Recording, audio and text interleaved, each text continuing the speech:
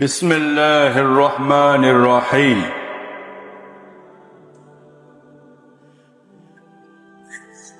آج کی الحمدللہ ہم 14ویں تراویح پڑھیں گے انشاءاللہ العزیز۔ آج کی تراویح میں 17واں پارہ تلاوت کیا جاوے گا، پورا ایک پارہ، جس میں سورہ انبیاء ہے۔ یہ مکہ میں نازل ہونے والی سورت ہے، 112 آیات کریمہ ہے، اور یہ ترتیب وار یہ کے بعد دیگرے نازل ہونے والی صورتیں ہیں۔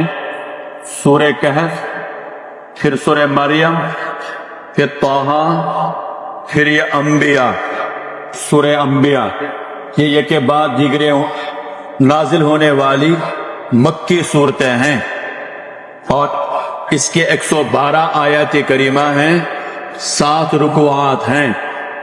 اس کے بعد پھر سورہ حج، جو مدینہ میں نازل ہونے والی صورت ہے، سورہ حج 78 اس کی آیات کریمہ ہیں۔ یہ کل تقریباً 190 آیات بنتی ہیں پورے ایک پارے کی، جو آج کی 14ویں تراویح میں پورا ایک پارہ تلاوت کیا جاوے گا۔ مکی صورتوں میں قبل ازیں یہ بارہا عرض کیا جا چکا کہ مکی صورتوں میں زیادہ تر اعتقاد عقائد کا بیان ہوتا ہے، چنانچہ آج کی اس سورہ انبیاء میں بھی عقائد کے 3 اہم پہلو، 3 اہم باتوں پر گفتگو ہے۔ ایک ہے توحید اور دلائل توحید، دوسرا رسالت، اور تیسرا قیامت کا بیان ہے۔ ان 3 پر یہاں آج کی یہ سورت میں تذکرہ ہے۔ سورہ حج چونکہ مدنی سورت ہے اور مدینہ کی صورتوں میں احکامات بھی ہوتے ہیں، مکی صورتوں میں صراحتاً احکامات عبادات کے ارکان اسلام کا ذکر نہیں ہوتا، اس لیے سورہ حج میں احکامات بھی آج ہیں، توحید کے دلائل بھی ہیں، قیامت کا ذکر بھی ہے، پھر عبادات ارکان اسلام، حج کا ذکر آئے گا، قربانی کا ذکر آئے گا، نمازوں کا ذکر آئے گا، اور اسی طرح جہاد کا ذکر آئے گا۔ یہ سب، اور نظر و نیاز غیر کے لیے کیسا ہے، اس کا بھی تذکرہ سورہ حج میں آئے گا۔ آج کی سورہ انبیاء میں پہلا ہی آیت، یہ جیسے عرض کر دیا 3 مضمون ہیں۔ قیامت، پہلی ہی آیت میں اللہ تعالیٰ نے اس غافل انسان کو بیدار کرنے کے لیے کہا ہے، ارے اللہ کے بندو، اقترب للناس حسابهم وهم في غفلة معرضون۔ حساب قریب ہے، موت آنے والی ہے، قیامت آنے والی ہے، اور تم غفلت میں ہو، غافل ہو، آخرت سے مرنے سے غافل ہو۔ اقترب، قریب ہے لوگوں کے لیے حساب، منزل آخرت کی منزل، قبر کے منزل، مٹی تلے جانا ہے۔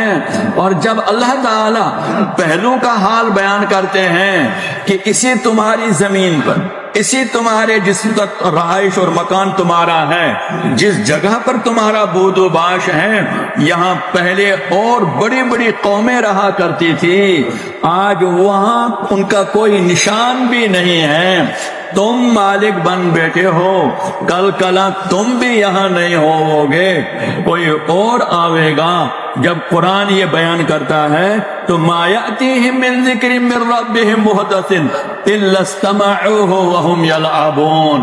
وہ دامن جارتے، سر ہلاتے، چل نکل پڑتا ہے، کھیل دنیا کے اس میں مصروف ہو جاتا ہے، کہتا ہے یہ تو ذکر چلتا ہی رہتا ہے۔ ارے انسان، یہ اللہ یاد دلا رہے ہیں، تو غافل نہ ہو جا، اور یہ نبی بھی یہی سنا رہا ہے، اور تم کہتے ہو یہ تو بشر ہے، یہ تو کھاتا پیتا ہے، حالانکہ اس سے پہلے بھی جو انبیاء آئے ہیں وہ یہی یاد دہانے کے لیے آئے ہیں. یہ قیامت ہے, قیامت کا ذکر جا بجا آئے گا. یوم نطوی السماء کطی السجل للکتب کما بدأنا. اس کائنات کی تخلیق اللہ تعالیٰ کی قدرت کا عظیم شاہکار ہے. اس کائنات میں اس سے بڑھ کر اللہ کی قدرت کا شاہکار یہ انسان ہے, جس کے چہروں کا رنگ دیکھو کروڑوں الگ الگ رنگ کھال میں بھر دیے ہیں. اس سے بھی بڑھ کر کہ ایک لفظ میں, ایک آواز میں, بلکہ قرآن کریم کا وہ لفظ کیا ہے, کلمح البصر او ہوا اقرب, یعنی آنکھ جھپکتے اس کائنات کو ایک لفظ میں تباہ کر دے گا. حالانکہ ایک مکان کو ڈھانے میں دنوں لگتے ہیں, کبھی مہینوں کے ٹھیک لگتے ہیں, لیکن ایک لخت میں اس کائنات کو ختم کر دے گا وہ اللہ. پھر اللہ تعالیٰ نے یہ قیامت کا منظر آگے بھی سورہ حج میں آ رہا ہے.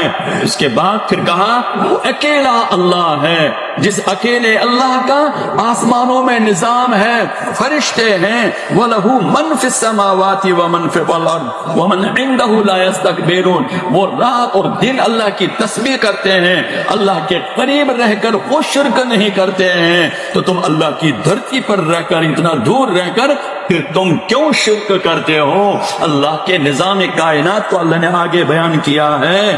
یعنی اے کافرو, اللہ کے وجود, اللہ کے معبود اور اللہ کے ربوبیت سے انکار کرنے والے کافرو, یہ تو بتاؤ یہ آسمان یہ پیاز کے چھلکوں کی طرح ملا ہوا تھا, ان کو علیحدہ علیحدہ کہ ایک آسمان میں دوسرے آسمان کے درمیان اتنا فاصلہ جتنا کہ زمین اور آسمان کے درمیان, یہ ففتقنا کانتا رتقا ففتقناہما, ہم نے ان آسمانوں کو جدا جدا کر دیا. کس نے یہ نظام اوپر کا بنایا؟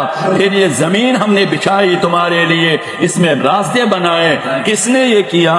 اور ہر پانی سے ہر جاندار کو ہم نے پیدا کیا پانی سے. وجعلنا من الماء کل شیء, پھر بھی تم ایمان نہیں لاتے ہو. یہ چاند اور سورج, وہو الذی خلق اللیل والنہار والشمس والقمر, یہ رات اور یہ دن, یہ اندھیرا روشنی پر چاند پھیلا دینا اور روشنی پر یہ اندھیرا پھیلا دینا, یہ سورج اور چاند کون یہ ہے؟ اور پھر اس انسان کو جو پیدا کیا, اور اتنے انسان آئے, آج تک کسی انسان کی مجال نہیں کہ وہ دنیا میں کہہ دے کہ میں تو نہیں جاتا, میں تو یہی رہوں گا دنیا ہی میں نہیں مروں گا. کسی کو اے نبی, اگر یہاں کسی کو خلد ہوتا تو تجھے ہوتا. جب تجھے بھی موت نے اپنی آغوش محبت میں لے لیا تو پھر کسی اور کے لیے یہاں ہمیشہ رہنا کیسے ہو سکتا ہے؟ کوئی اللہ کے سامنے یہ تو کہہ دکھائے, کوئی نمرود اور کوئی فرعون جو کہہ دے میں تو نہیں جانا چاہتا, میں تو موت قبول نہیں کرتا.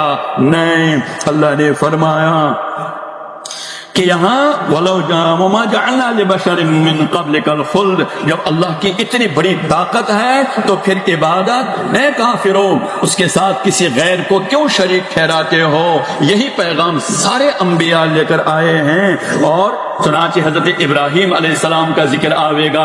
ابراہیم علیہ السلام نے بھی نمرود کے سامنے, مشرک کے سامنے, بت پرست کے سامنے, جس نے بہت سارے بت بنا رکھے تھے, یہی پیغام دیا. لیکن وہ اس کے ابراہیم علیہ السلام کے مقابل میں آیا اور کہا لَأَكِيدَنَّ أَصْنَامَكُمْ بَعْدَ أَن تُوَلُّوا مُدْبِرِينَ, آپ ہمارے بتوں کو ایسا نہ کہیں ورنہ ہم آپ کو جہنم آگ میں جلا دیں گے. آگ اتنی تیز مہینوں جلائی کہ مفسرین لکھتے ہیں کہ پرندہ بھی اگر اڑان بھرتا, اڑتے دور جاتا تو بھی آگ کی تپش میں جھلس کر نیچے گر جاتا. اتنی دور کی آگ جلائی. من جنیک کے ذریعے ابراہیم علیہ السلام کو اس آگ میں پھینکا گیا. لیکن وہ اللہ ہے، آگ مخلوق ہے، آگ کو پیدا کرنے والا۔ اگر سبز لکڑی کو جلاؤ تو مشکل سے جلے گی، اللہ نے جلایا ہے، آگ میں صلاحیت رکھی ہے کہ وہ جب جلانا چاہے تو جل جائے، اور آگ ہے وہ مخلوق ہے۔ اللہ نے اسی آگ کو کہا قلنا یا نار کونی بردا وسلاما علی ابراہیم۔ وہ اللہ کی قدرت کاملہ ہے، وہ چاہے تو آگ سے سلامتی اور چاہے تو سلامتی کو آگ اور جہنم بنا دے، وہ چاہے تو صحت کو بیماری میں تبدیل کر دے، وہ چاہے تو بیماری سے صحت کو نکال دے، وہ چاہے تو غربت سے امیری نکال دے، وہ چاہے تو امیر کو غریب سے فقیر محتاج کر دے۔ وہ اللہ قادر مطلق ہے۔ آج کی اس تفسیر میں اللہ نے قدرت سکھلا دی ہے۔ دیکھو یہ انبیاء اللہ کی قدرت کے مظہر ہوتے ہیں، اللہ کی قدرت کے معجزات ظاہر ہونے والے، جن کی ذات قدسیہ پر معجزات ظاہر ہوتے ہیں۔ انبیاء وہ ذات قدسیہ ہوتے ہیں، لیکن ان پر بھی مشکلات جب آئی، حضرت ابراہیم علیہ السلام کے بعد نوح کا ذکر ہے، نوح پر بھی مشکل آئی، کس سے پکارا، تعلق عبدیت میں کوئی فرق نہیں آیا، اللہ ہی کو مانا، مشکل حالات آئے تو کس سے مانگا، اللہ سے مانگا۔ آگے سلیمان علیہ السلام کا ذکر ہے، سلیمان علیہ السلام کو اللہ نے وہ بادشاہت عطا کی تھی کہ ہوا کو حکم کرتا، یہاں سے شام سے مصر تک تو اٹھا، مصر پہنچا اٹھا، یمن پہنچا اٹھا، بغداد پہنچا، جدھر بھی کہتا تو وہاں پہنچ جاتا، لیکن عبدیت میں اللہ سے مانگنے میں کبھی فرق نہیں آیا، اللہ ہی سے تعلق رکھا۔ سلیمان علیہ السلام، داؤد علیہ السلام کو اللہ نے وَعَلَّمْنَاهُ صَنْعَةَ لَبُوسٍ لَكُمْ، لوہا موم بتی کی طرح موم ہوتا ہے، آپ جیسے اس کو شکل مشکل دینا چاہیں کر سکتے ہیں۔ اللہ نے داؤد علیہ السلام کو لوہا ایسے ہی نرم کیا، لیکن پھر بھی عبدن شکورا، اللہ ہی سے مانگ دے۔ آگے حضرت ایوب علیہ السلام کا ذکر آ رہا ہے، کتنے عرصے تک بیمار رہے، لیکن مانگا تو اللہ ہی سے مانگا، اللہ ہی سے مانگا، اور عبدیت میں اللہ کی عبادت میں ذرہ برابر بھی فرق نہیں آیا۔ وَأَيُّوبَ إِذْ نَادَى رَبَّهُ أَنِّي مَسَّنِيَ الضُّرُّ، اپنے پروردگار ہی سے مانگا۔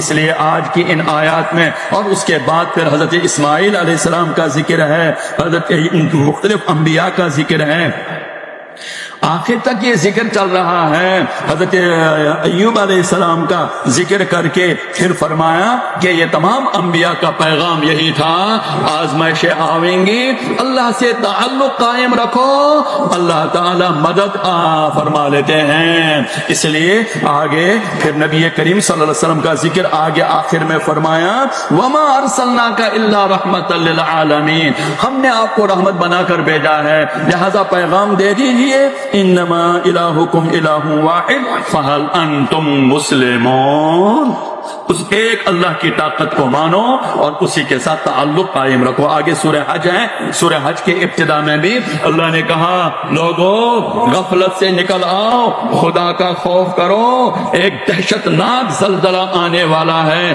ایسا دہشت ناک زلزلہ ہوگا کہ ماں کبھی اپنے لختی جگر کو، دودھ پیتے لختی جگر کو نہیں جدا کرتی، لیکن وہ بھی بھول جاوے گی اس زلزلے کی شدت سے۔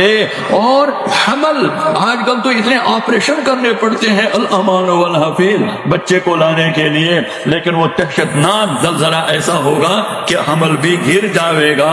اور تم اس کو سمجھتے ہو کہ یہ مشکل ہے اللہ کے لیے، مشکل کیا ہے یہ زلزلہ لانا، قیامت لانا؟ تم اپنا وجود تو یاد کر لو کہ تم کچھ بھی نہیں تھے، پھر اللہ تعالیٰ نے انسان کے من نطفہ، علقہ، مضغہ، یہ سارے مراحل انسان کی تخلیق کے بیان کر کے پھر کہا اے انسان، یہ سارے جن و انس ایک اللہ کے پوچھتے ہیں الم تر ان اللہ یسجد لہ من فی السماوات ومن فی الارض، تجھے کیا ہو گیا ہے کہ تو غیر کے سامنے ومن الناس من یعبد اللہ، اس لیے ایک اللہ کے سامنے جھک جا۔